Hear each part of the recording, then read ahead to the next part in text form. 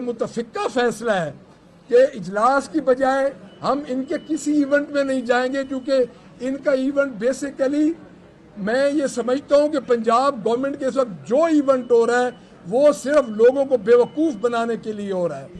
Budget اس وقت ہمیں یہ فلیگ شپ پروگرامز کا کوئی انیشیٹو دکھا دے کہاں انہوں نے لیا ہے۔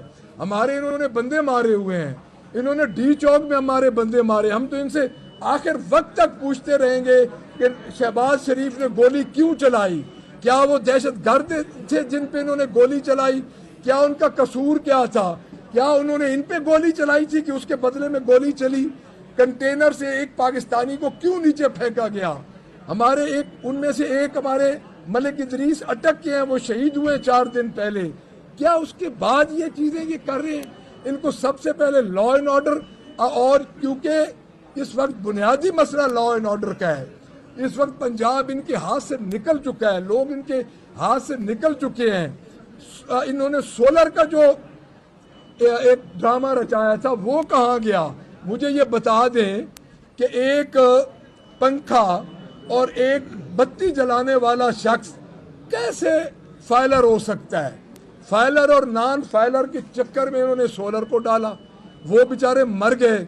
کسان کارڈ جو انہوں نے کوئی ایک اجرا کیا، کسان کارڈ ان کو یہ پتہ نہیں ہے کہ کسان کارڈ کا اجرا تو کر دیا ہے، کیا انہوں نے کھاد کی قیمت پہ کنٹرول کیا؟ کیا انہوں نے پیسٹیسائڈز کی قیمت پہ کنٹرول کیا؟ کچھ بھی نہیں کیا۔ صرف ایک کام کیا اس جماعت نے، پاکستان تحریک انصاف کے ورکرز کو پکڑنے کا، ان کے گھروں میں داخل ہونے کا اور ان کے گھروں کو توڑنے کا، اور اینڈ پہ اب گولی بھی چلا دی۔ ہم ان کے اس ایونٹ کا بائیکاٹ کر رہے ہیں، وجہ یہ کہ یہ ایک میلافائڈ ایونٹ ہے، یہ گورنمنٹ جھوٹ بولے گی، سلائیڈز چلائے گی، لیکن گراؤنڈ پہ کچھ بھی نہیں ہے۔ تو میں اس گورنمنٹ کو یہ بتانا چاہتا ہوں کہ ڈی چوک آپ کے گلے میں ہے، ہم ڈی چوک کو نہیں بھولیں گے۔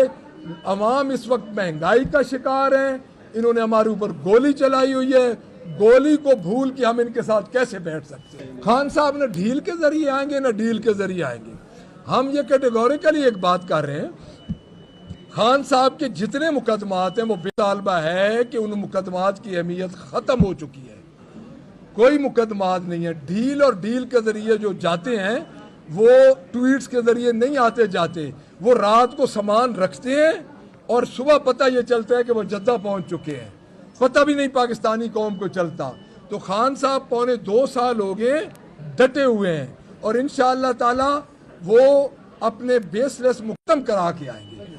جی دیکھیں جی، کل ہماری مذاکراتی کمیٹی کی آپ نے بات سن لی ہوگی، دیکھیں ہم ان کی کسی بھی ڈھیل والی آفر یا ڈیل والی آفر کوئی قبول نہیں کی جائے گی۔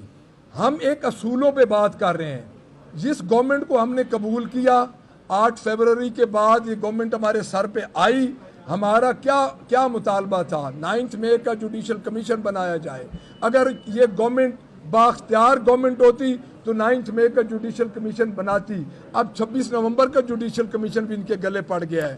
میں یہ سمجھتا ہوں کہ یہ ان کو جب اشارہ ہو جائے گا یہ دونوں جوڈیشل کمیشن بھی بنا دیں گے اور جوڈیشل کمیشن کی انکوائری بھی ہو جائے گی۔